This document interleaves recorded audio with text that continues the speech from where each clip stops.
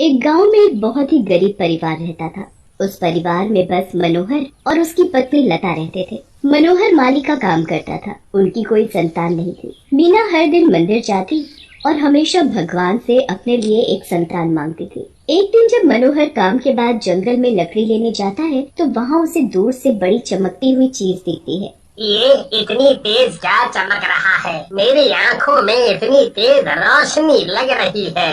ओहो! मनोहर थोड़ा आगे चलकर देखता है तो उसे किसी औरत के बुरी तरह से हंसने की आवाज आती है। वो डरते डरते वहाँ जाता है और वहाँ एक सुनहरी बालों वाली चुड़ैल को देखकर बुरी तरह डर जाता है। हे भगवान, ये तो वही सुनहरी बालों वाली चुड़ैल है जिसके बारे में दादी मुझे बचपन में कहानियाँ सुनाया करती थी। मनोहर जल्दी से घर जाकर लता को सारी बात बताता है। लता भी सुनकर हैरान हो जाती है। पर दादी ने मुझे एक दिन ये भी बताया था कि अगर उस चुड़ैल के सुनहरे बाल जादुई हैं और किसी को अगर वो बाल मिल जाए तो वो उसकी शक्ति से कुछ भी मांग सकता है। हाँ, सुना तो मैंने भी ऐसा ही था। अजी, मुझे तो पूरा यकीन है कि दादी की बात सच है। मैं तो सोच रही हूँ कि कैसे भी अगर उस चुड़ैल के बाल हमें मिल जाए तो हमारी सारी गरीबी दूर हो जाएगी और सबसे ज्यादा तो हमें एक बच्चे की जरूरत है।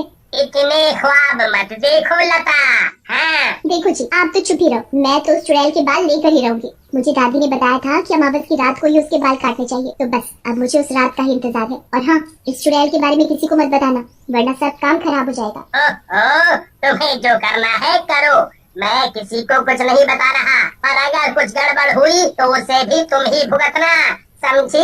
अगले दिन काम से आने के बाद जब मनोहर लकड़ी काटने जाता है तो लता उसके पीछे पीछे जंगल में चली जाती है। मनोहर तो अपनी लकड़ी काटने लगता है और लता उस चुड़ैल को ढूंढने लगती है। काफी देर घूमने के बाद उसे एक जगह से रोशनी सी आती दिखती है।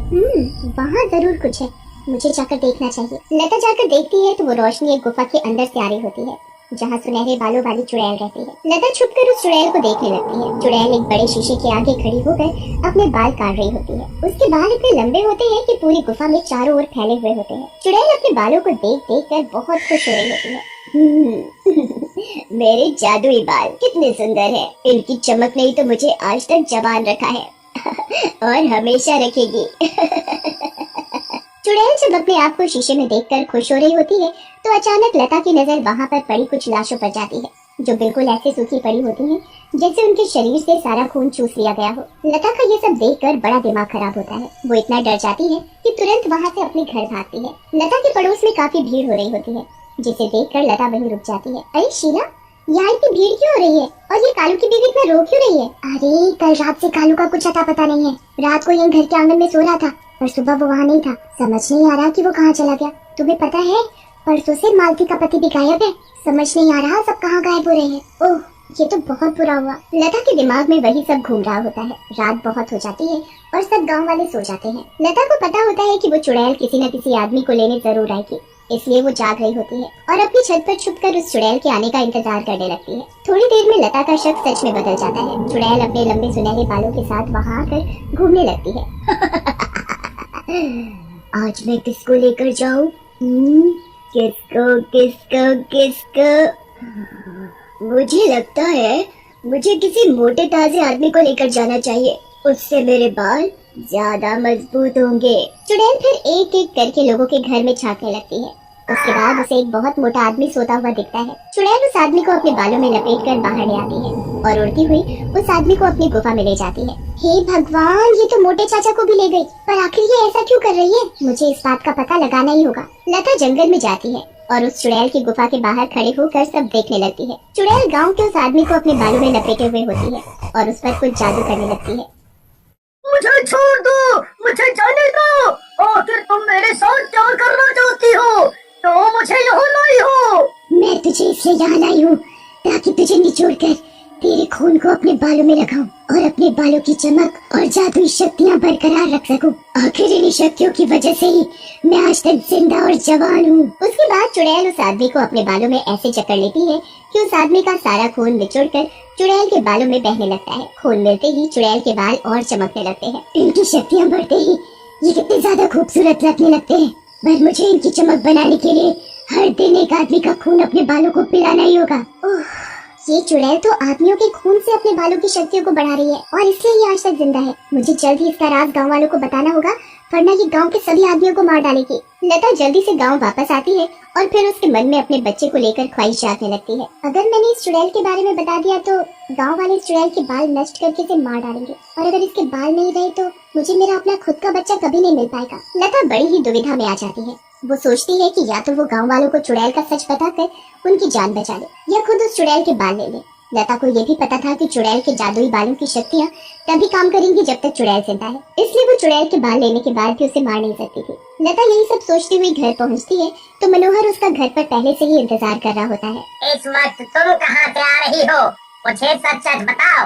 वो सच सच बताओ, क्या बात है? मुझे सब पता है कि तुम अभी झूठ बोल रही हो। मैं छुपकर जंगल गई थी और मैंने उस सुनहरे बालों वाली चुड़ैल का पता भी लगा लिया, पर जो मैंने देखा उसे देखकर मैं बहुत डर गई हूँ। ये बताओ कि तुमने ऐसा क्या देख लिया?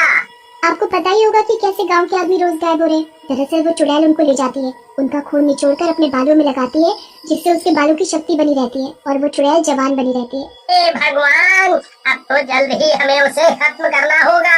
नहीं, आप ऐसा कुछ नहीं करोगे। उस चुड़ैल को मारने के लिए हमें उस चुड़ैल के बालों को नष्ट करना होगा, और अगर उस चुड़ैल के बाल ही नष्ट हो गए तो मेरा सपना कभी पूरा नहीं हो पाएगा। मुझे उसके जादुई बाल चाहिए ही चाहिए, आखिर उसी की मदद से मैं माँ बन सकती हूँ। मनोहर लता को बहुत समझाता है, पर वो मनोहर की एक नहीं सुनती और मनोहर को भी चुप रहने को कहती है। लता की जिद के आगे मनोहर झुक जाता है।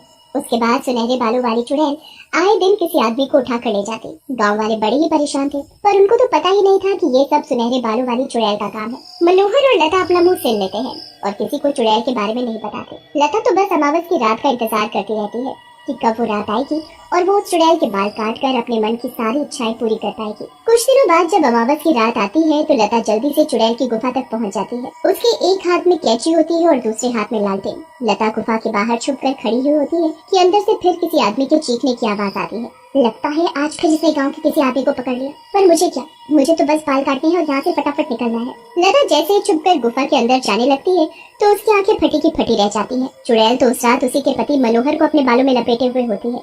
आज तो तेरी बारी है, आज मैं तेरे खून से अपने बालों की शक्ति बढ़ाऊंगी। ये तो मेरे ही पति है, अब मैं क्या करूँ, इनको कैसे बचाऊं? बचाओ, मुझे कोई तो बचाओ, अरे बचाओ। लता को कुछ समझ नहीं आ रहा होता कि वो अपने पति को कैसे बचाए। मनोहर की जान बस निकलने ही वाली होती है कि लता जल्दी से लालटेन चुड़ैल के बालों पर फेंक देती है, जिससे चुड़ैल के सुनहरे बालों में आग लग जाती है।